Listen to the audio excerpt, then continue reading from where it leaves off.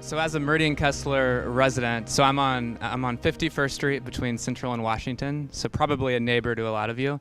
Was just really excited to hear about this opportunity. And then Charity on our team, way back there, she wasn't here when she was announced earlier, but has just been working a lot with the Midtown folks. And it's really kind of one piece of our overall commitment to make sure that the mayor's office is doing a much more effective job to work with our communities. And this conversation tonight, I think, is just really important for me. So I promised my wife that I wouldn't make any announcements tonight, but I think that I might have a kid at some point relatively soon, and I'm excited to live in a community where I have a neighborhood school to send my kid to. And we'll talk about this a lot tonight, and in the introduction, I think it was touched upon, but when we ask folks in the community why they stay inside of our city, why they either choose to stay or choose to leave for Hamilton County, and time again we hear education as one of the top issues. So I think as a city we need to work together regardless of school type to make sure that we have a ton of really high quality schools for our kids. So you'll hear the mayor talking a lot about let's get beyond school type, charters, privates, or traditional public schools. We have great schools in all three of those, and let's start talking about school quality, and let's start making sure that we're working with our communities and our parents to really ensure that folks in our community know what their options are. So we kind of talked about this already. I think it's clear, and this is why all of you are here tonight, that a quality education is so important to our community. It's so important to the health of our city. And a quality education directly leads to so many really important life outcomes. So this is the actual data to back up my claim earlier. So when we survey folks in the community and ask them, why do you choose where you choose to live? Why do you stay here, or why do you choose to go out to Hamilton County? And the answers are consistent. So the top 3 reasons why folks choose to live where they live, number 1 is safety. Number 2 is the quality of schools. And number 3 is housing. And I think that we talk a lot in my office around you can't do all these in isolation. Right, so you have to have a great school, but you also have to focus on housing. You have to focus on public safety, and for us to create communities where I want my kids to live, where you want to raise your families, we need to be taking a comprehensive approach.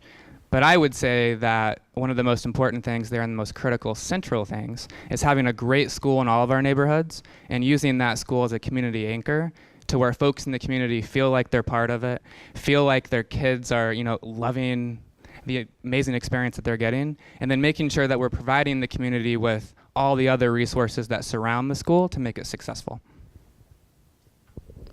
So really quickly, and this was also alluded to, when we look, so from 1950 to now, the past roughly 60 years, if we look at the population of Center Township, which is in blue, right? So we're on the northern edge right now of Center Township. Most of IPS is inside of Center Township. We've seen the population plummet, right? So we have less than half as many folks living in Center Township now compared to 1950. At the same time, we see the populations of our surrounding townships, Marion County as a whole, and then the Marion statistical average, which is all the surrounding counties, we see that going way up. So we consistently see folks in our community making choices. Again, clearly, those choices are based on things like education and safety and housing. When we look at the folks that are actually choosing to leave our city, and this is why this hits home to me and my wife, we're actually gaining young professionals. So our city, compared to a lot of Midwestern cities, has done a really good job at attracting recent college graduates. So we have a lot of young professionals in our city. But once you hit the age of 35 and start having your own kid, and once you have a school-age child, that trend completely flips. So what's happening in our community is we're losing folks consistently year over year. We're losing people with school-age children who are choosing to leave our city, for other options. And what we see actually is once you don't have school-age children, that starts to shallow out. You start to move back. when we look at the income levels reflected in this change, right? So we're actually gaining a lot more lower income folks in our community, and we're losing a lot of the middle income folks. What this tells me is that we're losing those middle class families that have enough money to make a choice on where they want to live, but might not have enough money to send their kid to a private school. So I would assume that that might be a lot of folks in this room. And you actually see that start to reverse once you make more than $150,000 as a family, because you actually have the means to choose a private school for your student. So this map isn't great, and we have this on our website actually if you look at it. So we currently oversee, the mayor of Indianapolis oversees 31 charter schools serving 12,000 students. And then we also oversee the 4 turnaround academies, which used to be an IPS. The state decided 2 years ago to run them. We now oversee those schools, but specifically with charter schools. So I get asked a lot, what's a charter school? Why do you want to open up all these private schools where I can't get my kid into? So I just want to be clear. Charter schools are public schools that are open enrollment. There's no tuition. And the law states that a charter school has to accept anybody who applies. And only once you hit your enrollment targets, then are you allowed to have a waiting list. So a charter school is a public school. It's open enrollment. Most of our schools, as you can see, are in Center Township. We're excited, to really work with our surrounding townships to make sure that we have more options all over the city. We have a few schools in the Midtown area, and if you go to our website, you can actually see which ones. So Heron High School, I think, is just south of the technical Midtown border, so it's at 16th and Meridian, one of the top 50 schools in the country. I always joke with my wife, there's so many people that want to go to Heron High School that when we have a kid, we're going to have to sign that kid up the day that he or she is born, and then cross our fingers that once they're 5, they'll get into that school. No, sorry, it's a high school, so once they're 16.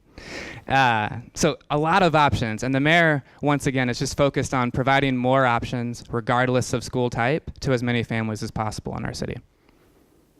One quick example, and then I will stop talking. So when I talked about how there are several reasons why folks choose where they choose to live, and it's not just education, but education's one of them. So the mayor really believes this. So we're not just looking at more schools in isolation. We're really talking about how does the city work with folks in the community to make sure that we are really investing smartly in neighborhoods. And we're not just plopping down schools, but we're making sure that we're addressing all the needs that are important to folks when they choose where they're going to live. So one example, so the 16 Tech is, so if you go on 16th Street to the near west side, right across from Busch Stadium, like the Riverside Park area. So this is an area where the mayor has said, let's work with the community to make sure that we are redeveloping this area. So you've probably seen the change at Busch Stadium. The city right now is really working to get the tech industry really involved in this area. New mixed income housing is going up. We also would love to get a high performing school in that neighborhood. It's one thing to build retail and housing and do all this development, but if people don't choose to live there, none of it matters, right? So a great school has to be at the core of that. So one example of what this could look like is you have a park over there, you have all of this exciting stuff happening. What if we had an excellent school there too?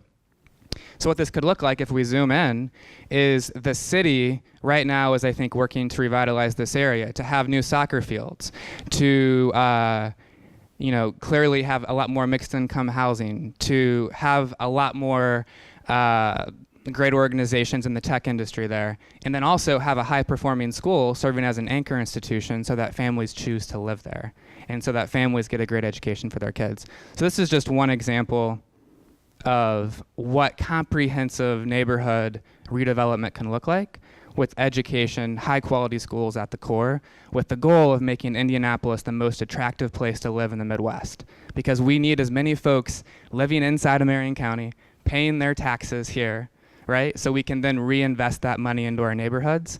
And I'll end with this. So I think somebody told me recently that Indianapolis has the highest commuter rate in the entire country, right? So we have something like, and counselors here, I might get the number wrong, but I think it's something like 200,000 people every day commute inside to Marion County, work from 9 to 5, and go back out, and don't pay anything in taxes.